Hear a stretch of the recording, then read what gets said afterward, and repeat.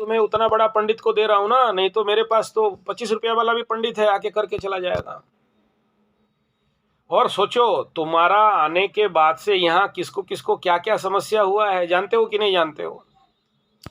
तुम्हारा पैसा जिस समय से ट्रांसफर हुआ, उस ट्रांसफर के बाद से क्या क्या प्रॉब्लम किसको किसको हुआ, अनुभव हो रहा है कि नहीं हो रहा है?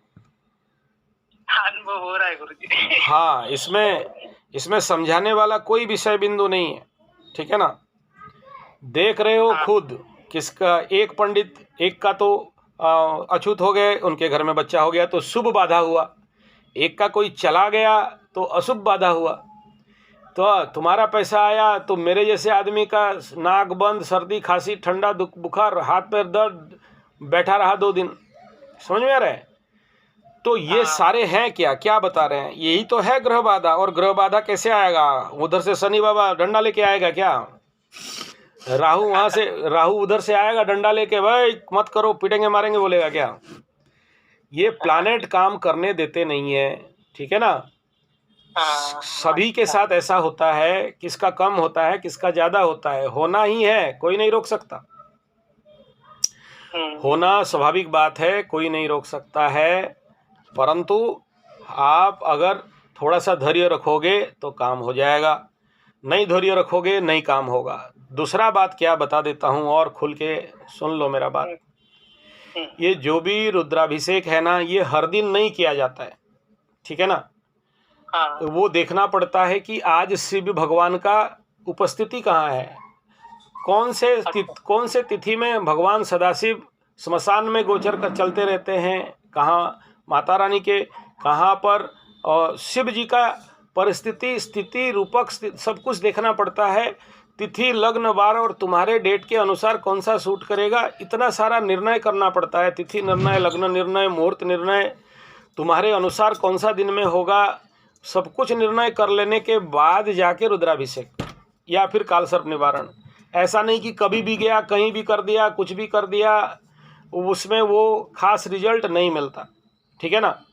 और जब जब आकाश में गुरु बृहस्पति अगर कम्बस्ट है, पाप पीड़ित हैं, या सोचो पाप कर्तरी में है, या वो गुरु चांडाल में है, अति घना पीड़ित अवस्था में है, पाप ग्रह दृष्टे पाप ग्रह युते हैं, उस समय कोई भी शुभ काम करते हो उतना बढ़िया फल मिलता नहीं। इसीलिए मैं किसी को छुपाता नहीं, साफ साफ बोलता हूँ, भाई गुरु शुद्धि हो, चंद्र शुद्धि हो, तब करो तो ज़्यादा अच्छा और ज़्यादा फल मिलता है। पैसा से दूसरे को ठगना और दूसरे को बोल के करा दो क्योंकि पार्टी आया है पैसा मिल रहा है, ये मेरा फितरत नहीं है, मैं बड़ा साफ साफ बोलता हूँ। तो अगर परिस्थिति सूटेबल नहीं है तो लेट में करो। बस 40 साल तुम कष्ट भोग लिया और 15 दिन 10 दिन भोग लोगे, क्या प्रॉब्लम हो गया?